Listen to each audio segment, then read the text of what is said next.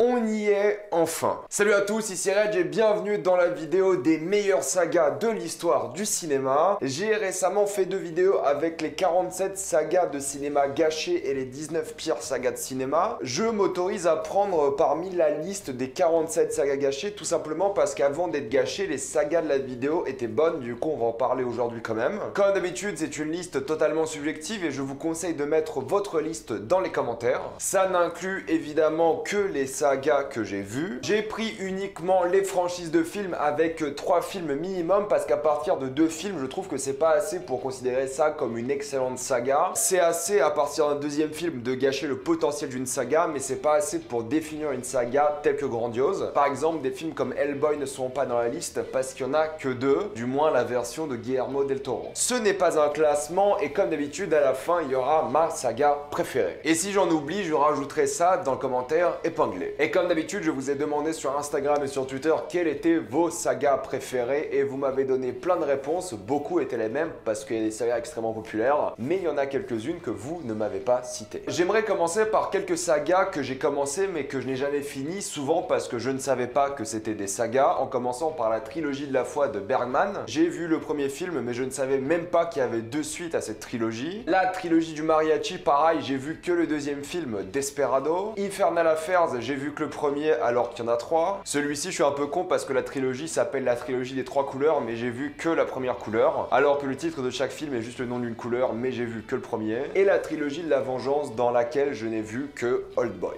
Pour commencer cette liste des meilleures sagas, on va commencer avec du très très lourd et une saga absolument géniale, c'est la saga Mission Impossible. Je vais choisir Mission Impossible Fallout comme mon préféré, mais c'est dingue que cette saga, avec le nombre d'auteurs différents qu'elle a connus, en passant par John Woo, J.J. Abrams, Brad Bird qui a fait que de l'animation à ce moment même, et en revenant avec Christopher McQuarrie qui va au final réaliser 4 films des 8. Oui, parce que les 2 derniers Missions Impossibles vont être tournés dos à dos dès que le tournage de film reprendra dans le monde. En théorie, le 7 sortira une année et le 8 l'année d'après. C'est vraiment une saga que j'adore parce que le fait d'avoir différents auteurs, ça a permis d'avoir différents films qui ont tous été très différents, je trouve. La saga, à mes yeux, est vraiment entre de bonnes mains depuis que Christopher McQuarrie est là pour le coup. Fallout, ils ont montré de l'audace avec un Tom Cruise qui est toujours au top. Tu regardes Mission Impossible, peut-être pas pour son histoire qui n'est pas la plus complexe et un peu répétitive des fois. En même temps, à partir de 6 films, je comprends que c'est dur de se renouveler, mais c'est pas le but de la franchise. Le but de la franchise, c'est d'avoir des scènes d'action incroyables, des cascades en moto, en hélico, à pied, des sauts, des courses, vraiment un énorme bordel de cascades, combiné avec une mise en scène mais complètement intense qui te met bien en valeur ces cascades et ce Tom Cruise qui fait absolument tout. C'est une saga de films grand spectacle et juste pour ça, je l'adore et chaque Mission Impossible a été cool. C'est une saga qui a toujours été divertissante et qui n'a à mes yeux jamais déçu. Et je suis très confiant pour la suite, je pense que ça va être excellent. En plus de ça, le casting des personnages qui est revenu ces dernières années est plutôt cool et tu t'y attaches vraiment. Et de toute façon, Fallout, j'ai passé la moitié de ma séance à être agrippé à mon fauteuil tellement c'était stressant et intense. Une autre série d'action pour le coup, du moins avec son dernier opus, c'est Mad Max. Mad Max, le premier film, c'est une sorte de revenge movie, le deuxième, une sorte de film post-apocalyptique et le troisième, sûrement le moins bon du lot, mais je trouve pas qu'il était suffisamment mauvais pour gâcher la saga et surtout que Fury Road est revenu par la suite pour rattraper tout ça. C'est vrai que le troisième, tu t'ennuies quand même énormément, mais là n'est pas la question. Fury Road est excellent et tu vois que Fury Road, c'est ce que George Miller voulait faire avec le deuxième Mad Max, mais il avait juste pas les moyens ou la technique. Et là, Fury Road, c'est un mélange parfait encore une fois d'action, de cascade, de narration, d'effets spéciaux, de musique, de personnages, de thématiques. C'est sûrement l'un des blockbusters d'action les plus cultes de tous les temps aujourd'hui. Oui, alors que le film est sorti il y a 5 ans. C'est le genre de film qui sera vraiment un étendard pour les films d'action dans le futur et ça a vraiment été le cas parce que depuis on essaie de faire des films d'action avec beaucoup plus de réalisme, avec beaucoup plus d'effets pratiques, etc.,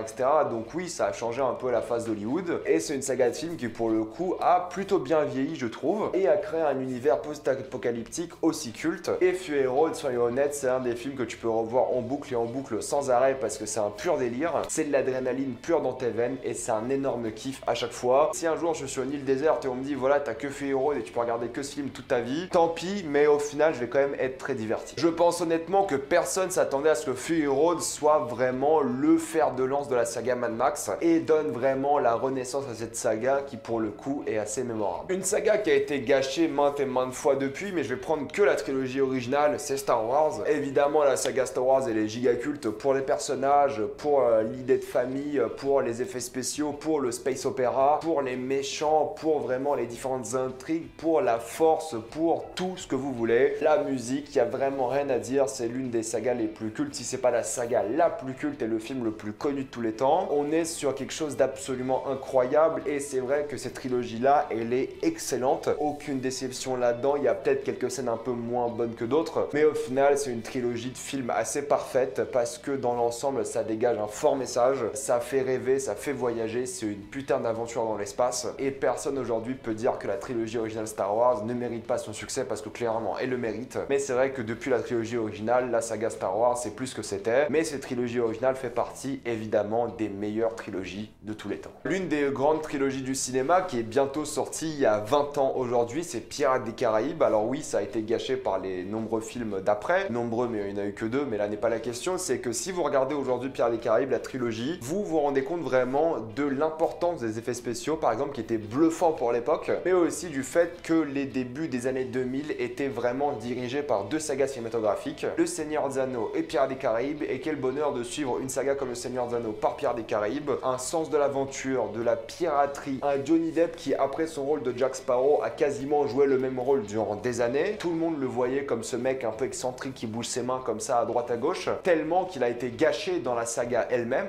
Jack Sparrow c'est devenu un imbécile par la suite, mais juste l'esprit d'aventure, les personnages que t'adores, le fait d'être sur la mer, d'avoir des films sur l'océan qu'on n'a plus trop aujourd'hui, cet esprit d'équipage, de courage, de sacrifice mélangé à du fantastique avec des mythes de l'océan. Encore une fois, c'est l'une de ces trilogies qui mérite clairement son statut culte, et oui, les films après le premier sont pas excellents, mais ils sont quand même extrêmement divertissants et ça se regarde très facilement. Mais pour moi, clairement, le premier film, c'est un chef-d'œuvre d'action, c'est un chef-d'œuvre de blockbuster et ça a clairement mérité de marquer l'histoire. Là, je vais me faire quelques ennemis quand même, mais c'est la saga Alien, je l'aime beaucoup, les 4 premiers. Alors oui, le premier, c'est l'horreur, ça fait peur, c'est vraiment quelque chose qui a révolutionné le genre de l'horreur. C'est de la science-fiction comme on aime aujourd'hui, comme on a fait plein de fois dans le genre de l'horreur, que ce soit dans les jeux vidéo, dans la littérature ou dans des films. C'est un concept qui est devenu culte grâce à ce film, et puis le deuxième qui était vraiment plus centré sur l'action est quand même absolument super, et ces 2 films-là, pour moi, c'est des chefs-d'œuvre de cinéma. Même le 3 qui a été charcuté par la production, bah pour le coup, je l'aime bien parce que ça rapporte quelque chose de nouveau. On voit des choses plutôt cool, et même si le concept est un peu farfelu peut-être, et tu vois qu'il force à certains moments, bah franchement, moi j'ai vraiment apprécié ce film. Et même le 4, parce que pour le coup, Jean-Pierre Jeunet, c'était l'un des mecs à prendre pour réaliser un film Alien, c'est vraiment dans sa patte. Et ce 4-là qui n'est pas parfait, bah je trouve qu'il a quand même compris les thématiques d'Alien. Il nous a quand même donné une fin émouvante et je trouve que c'était très beau de sa part. Pour moi, c'est une quadrologie extrêmement solide et c'est toujours un plaisir de regarder ces 4 films. Évidemment, s'il y a une grande trilogie ou saga de western, c'est la trilogie du dollar avec quelques dollars de plus, une poignée de dollars et le bon, la brute et le truand. Sûrement la saga qui a rendu Clint Eastwood extrêmement populaire et une icône du genre du western. Quand tu penses à western aujourd'hui, la première image que tu as en tête, c'est évidemment Clint Eastwood. Et soyons honnêtes, c'est vrai que c'est assez mérité. Entre l'ambiance de ces 3 films-là, les personnages, la tension permanente de ces films, l'histoire, l'apport à la nature, l'apport vraiment à l'humanité aussi, être plongé dans un Far West qui faisait rêver durant des années. Je pense que nos parents, ils ont grandi sur ces films-là. C'est quand même un échappatoire sur une époque différente, sur un lieu différent qui était quand même assez dangereux. Mais tout le monde a, je pense, ici rêvé d'être dans un western. Et pour le coup, je pense clairement que c'est grâce à cette trilogie. Une saga qui a été gâchée par la suite, mais qui est absolument exceptionnelle par sa trilogie, c'est évidemment Indiana Jones.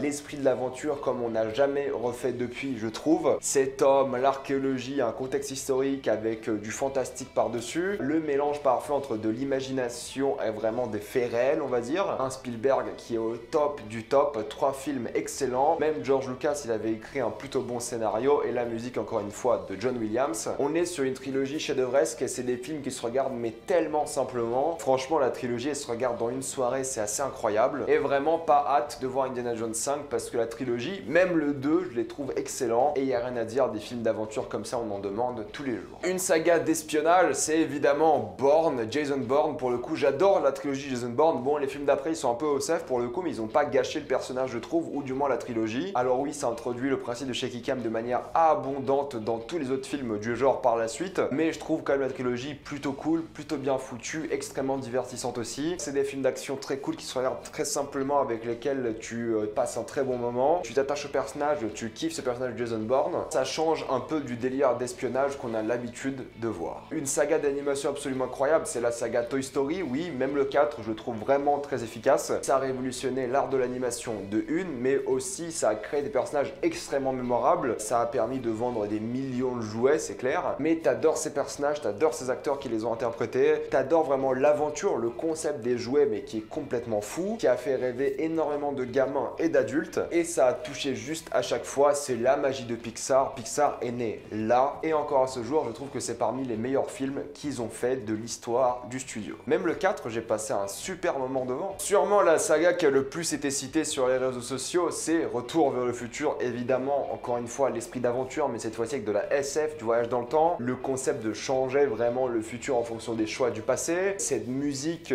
punk rock de l'époque, ce personnage mémorable de Marty McFly avec ce doc, on est clairement sur quelque chose, suffit d'entendre les premières notes de la musique, tu connais direct le film. C'est une trilogie, surtout avec le premier film, qui n'a aucun bout de gras, il n'y a rien à enlever, rien à rajouter, c'est parfait. Alors oui, par la suite, c'était peut-être un peu moins bien dans le 3, mais j'ai quand même trouvé ça extrêmement divertissant. Ça reste quand même très très bon, hein, mais c'est peut-être un peu moins bien comparé au premier. Et c'est l'une de ces sagas cultes que tu montres à tous les âges, à tes enfants, tes cousins, tes frères, ce que tu veux. Ça tombe bien que ça parle de voyage dans le temps parce que c'est clairement une saga intemporelle. Une saga qui a eu ses hauts et ses bas que moi j'adore aujourd'hui avec ses 8 films, c'est Rocky. Que ce soit Rocky ou Creed, je trouve vraiment cette saga extrêmement efficace. Il y en a qui sont moins bien, d'accord, on comprend, il y a quelques films qui servent pas à grand chose ou qui sont un peu répétitifs, qui n'apportent pas grand chose à l'histoire, mais au final c'est vraiment la saga qui donne la pêche, qui donne envie de courir, de sauter, de te battre, de faire de la boxe, ce que tu veux. Combien de gens se sont inscrits à la boxe après avoir vu Rocky? Franchement, il y a un grand nombre et c'est clairement le symbole de la boxe dans le cinéma. Et c'est une saga qui a vraiment connu toutes les époques de l'Amérique, en commençant dans les années 70 jusqu'au bientôt dans les années 2020. On est sur quelque chose qui a vraiment évolué au fur et à mesure du temps, qui s'est clairement modernisé, qui a eu un passage de flambeau et qui pour le coup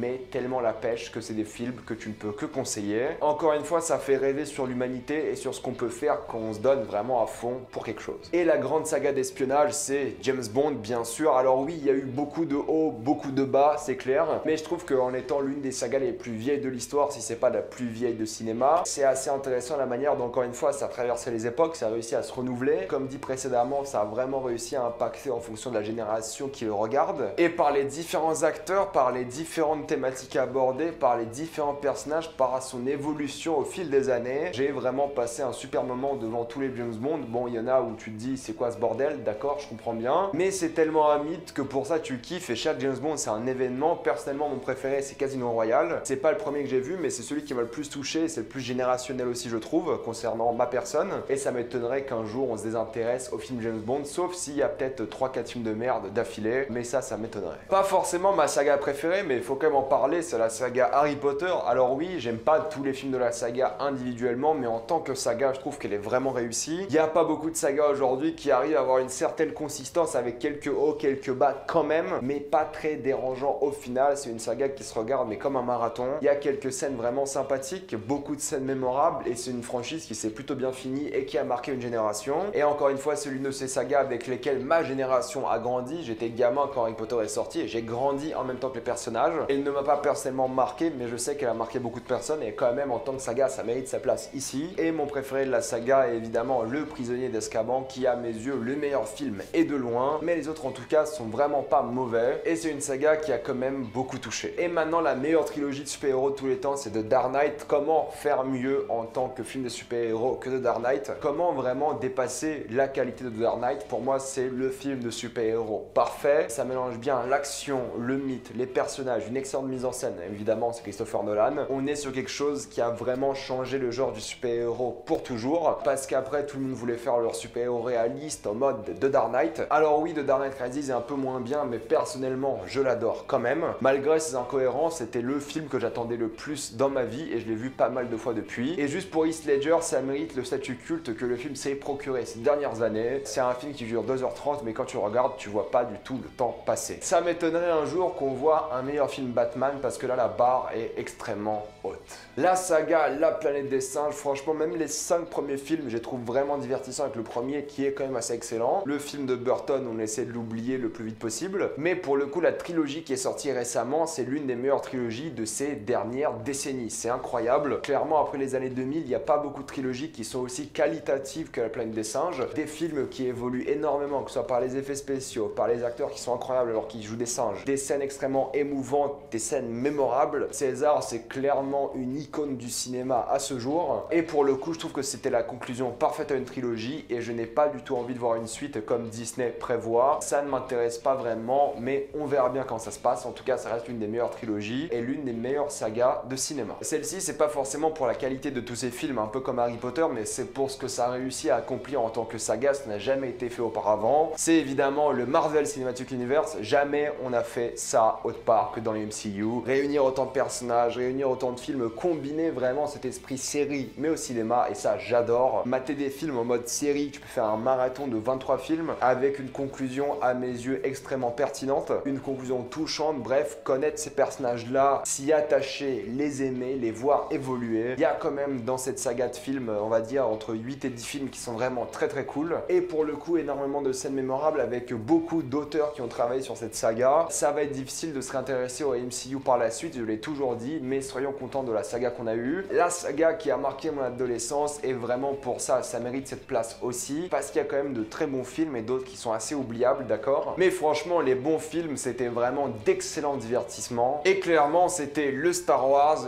d'une génération. Une grande saga d'action qui est toujours en train de se faire aujourd'hui avec le 4e opus qui est censé sortir l'année prochaine, on verra comment ça se passe, mais c'est évidemment John Wick. John Wick pour les cascades, pour l'implication de Keanu Reeves, pour toutes ces choses-là, pour vraiment les visuels, l'ambiance que ça a créé, l'univers un peu étendu par rapport au film que ça a créé aussi, c'est plutôt cool. Ça fait vraiment adapté de BD alors que c'est une histoire originale, mais John Wick, tu regardes pour l'action et à chaque fois, à chaque épisode, ils se sont vraiment surpassés niveau action. Ils sont allés toujours plus loin et juste pour ça, c'est top. Et c'est l'un des films les plus satisfaisants, juste de voir John Wick défoncer plein de monde et à chaque fois le voir s'en sortir comme il peut, même si c'est très compliqué. Les films John Wick, c'est du pur spectacle et c'est un pur plaisir à regarder. C'est une trilogie maintenant qui se regarde mais tellement bien. Juste tu vas de scène d'action en scène d'action avec un peu d'univers étendu, du continental, des assassins. Et c'est cool qu'une saga comme ça fonctionne de mieux en mieux chaque année, c'est clairement mérité. Et ça a redoré le blason de Keanu Reeves qui est maintenant devenu John Wick. Une saga qui a un peu un rapport avec John Wick parce qu'il y a quand même des arts martiaux dans John Wick, c'est la saga Ip Man et plus principalement la trilogie. J'ai pas vu les films d'après, ou du moins le film d'après, le 5e est en production je crois. Si vous aimez les arts martiaux, Ip Man c'est trop cool. Oui, après le 1 c'est pas forcément excellent, mais je trouve ça quand même très divertissant. Encore une fois, pour les chorégraphies, pour les bastons, pour les cascades, pour l'histoire quand même, qui est pas la plus complexe mais qui a vraiment des thématiques intéressantes à aborder. Y a rien à dire, si vous êtes fan d'arts martiaux, vous avez vu Ip Man et vous avez sûrement adoré. C'est vraiment le genre de trilogie où quand t'as envie de voir des mecs se frapper dessus, ça fait vraiment du bien. Une saga comique cette fois-ci, c'est Y a-t-il un flic? Pour le coup, c'est à chaque fois super drôle, super bien trouvé. C'est un humour qui a évidemment beaucoup évolué et qui a peut-être un peu mal vieilli aujourd'hui parce que ça a été répété à droite à gauche partout. Ça a clairement inspiré beaucoup de l'humour qu'on connaît aujourd'hui et c'est super drôle. Moi je trouve ça super drôle en tout cas. Ça va au bout de son délire avec chaque film et vraiment juste pour Leslie Nielsen, c'est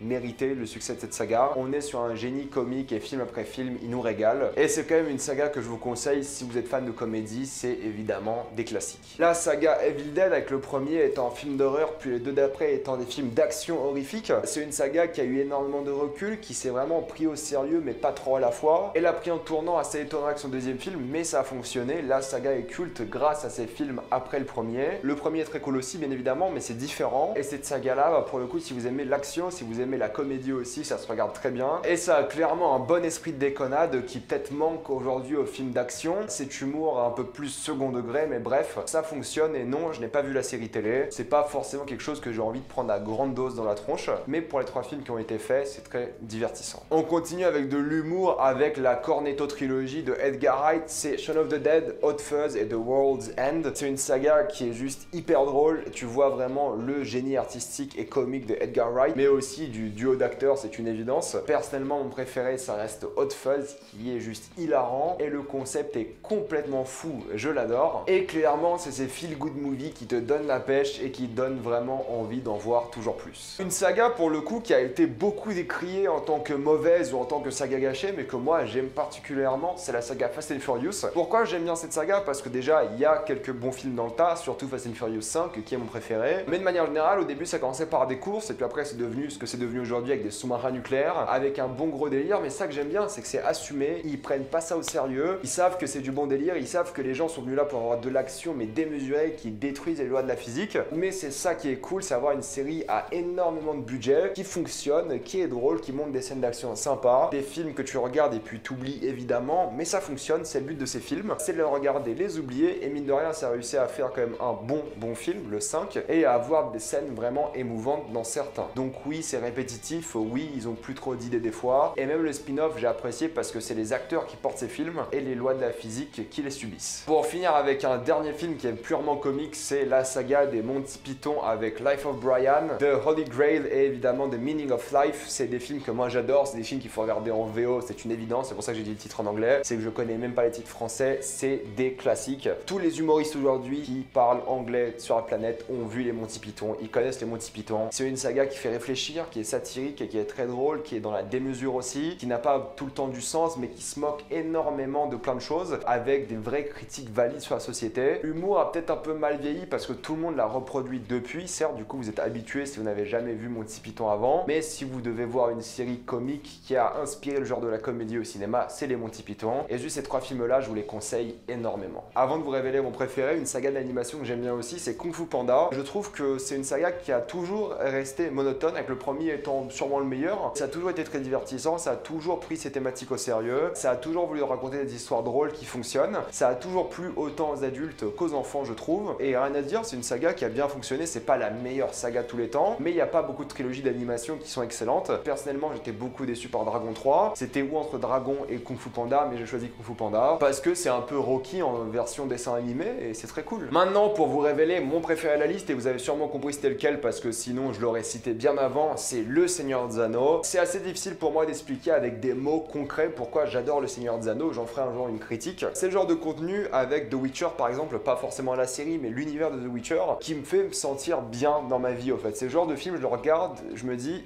ouais, la vie est bien. C'est pas des films que je regarde souvent, contrairement à beaucoup de personnes. La dernière fois que j'ai dû voir Le Seigneur des Anneaux, c'est à 4-5 ans. Mais l'idée est que je m'en rappelle parfaitement de ces films. Je les ai vus beaucoup de fois, j'ai vu les documentaires, j'ai vu les bonus, les extraits, tout ce que vous voulez sur ces films. J'ai lu les livres, j'ai fait tout ce que vous voulez, j'ai adoré cette saga. À chaque fois, je la regarde juste pour l'aventure, pour le courage, pour l'amitié, la fraternité, le sacrifice, l'héroïsme, les batailles, la mise en scène. Peter Jackson, il a pondu vraiment la meilleure trilogie de tous les temps à mes yeux. Et jamais s'ils font un remake un jour ou quoi que ce soit dans des dizaines d'années, jamais ce sera égalable. C'est tout simplement impossible. Ça fait partie de ces rares sagas de films où je trouve que les films sont mieux que les livres. Pour vous dire, je trouve que les films ont corrigé énormément de problèmes qu'avaient les livres. Donc pour cette musique, mais complètement mémorable, pour ces thématiques abordées comme la corruption de l'anneau aussi, les acteurs qui beaucoup d'entre eux ont été révélés par ce film, la fin du Retour du Roi qui dure 1 heure en version longue et c'est juste des adieux et tu pleures durant 1 heure parce que juste c'est trop d'émotions, t'as vécu genre 12 heures avec ces personnages, le voyage se finit, tout le monde est en pleurs à la fin, toi tu pleures aussi. C'est la saga la plus grandiose à mes yeux pour ces batailles bordel, mais aussi pour vraiment ces personnages que t'aimes, que tu comprends, pour l'univers que ça a créé, pour vraiment tout ce que le film a développé, les films en tout cas. Pour moi c'est extrêmement difficile de mettre des mots sur pourquoi j'aime cette saga, mais c'est le genre de saga quand tu la regardes, tu te sens juste bien à l'intérieur, t'as envie de te mettre sous une couette et juste kiffer ta vie quoi. Un jour j'en ferai des critiques. Un jour. Bon, je vais m'arrêter là, je vais pas m'éterniser durant des heures sur Seigneur des Anneaux, je pourrais, comme beaucoup de personnes je pense. Mettez-moi dans les commentaires quelles sont vos sagas de cinéma préférées. Comme d'habitude, pensez à vous abonner à la chaîne pour plus de vidéos. Mettez un j'aime et partagez cette vidéo, ça aide beaucoup la chaîne. Si vous aimez la chaîne, pensez à la soutenir gratuitement grâce au lien Utip en faisant un don, en regardant une publicité, ça me fait un peu d'argent. Suivez-moi sur Instagram pour des critiques exclusives, suivez-moi sur Twitter pour toutes les news, et salut à tous.